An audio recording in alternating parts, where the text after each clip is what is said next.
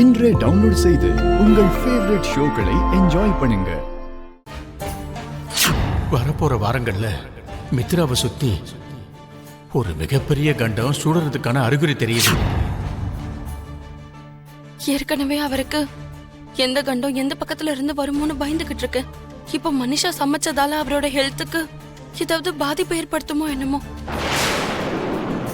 மித்ரா, இது எல்லாமே உனக்கு தான், யாருக்கும் வைக்க கூடாது.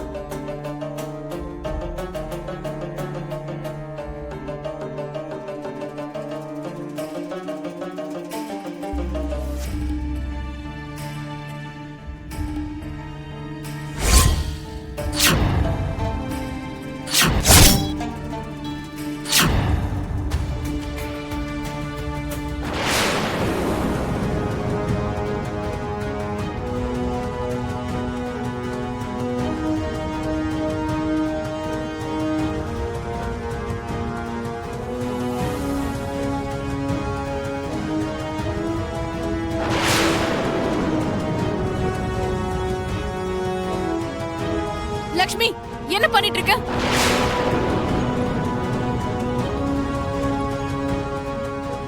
மித்ரா சாப்பிட போனதை புடுங்கி நீயே சாப்பிட்டுட்டு இருக்க. கொஞ்சமாவது மேனஸ் இருக்கா உனக்கு? மரியாதைனா கிலோ என்ன விலைன்னு கேப்ப போல இருக்கு. இதுல மேனஸ் மரியாதை எல்லாம் என்ன இருக்கு சின்னத்த? எனக்கு பசிச்சுது, அதான் நான் சாப்பிட்டேன்.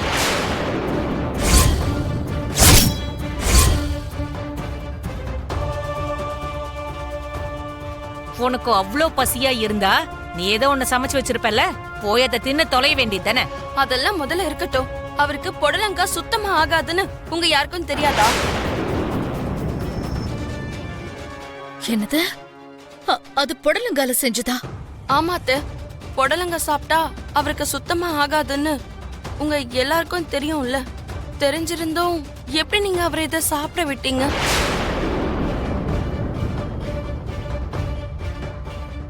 மனிஷா, மித்ரா மேல அவ்வளவு பாசம் இருக்கு, இவ்வளவு பாசம் இருக்குன்னு சொல்ற. மித்ராவுக்கு புடலங்கா ஒத்துக்காதுன்னு உனக்கு தெரியாதா?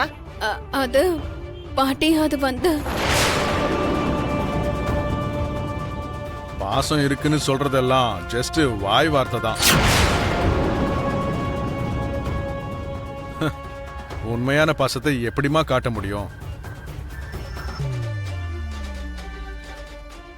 எனக்கு உண்மையிலே தெரியாது அங்கிள். கரெக்டா வந்து லக்ஷ்மி தடுத்ததுனால சரியா போச்சு. இல்லனா இப்போ மித்ராவை கூட்டிட்டு ஹாஸ்பிட்டலா சுத்த வேண்டியதா இருக்கும். இந்த சின்ன விஷயத்துக்குலாம் ஹாஸ்பிட்டல் போவாங்களா அங்கிள்?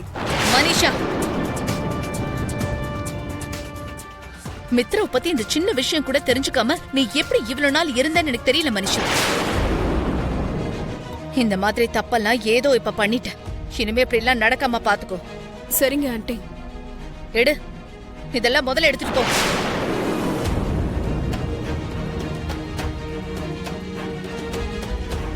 நேரத்துக்கு வந்து அவர் இதை சாப்பிடாத மாதிரி நான் பண்ணிட்டேன். ஆனா ஜோசியர் சொன்ன கண்டம் எந்த ரூபத்துல இருக்க போகுதோ, எந்த பக்கத்துல இருந்து வரும்னு நான் எப்படி கண்டுபிடிக்கிறது?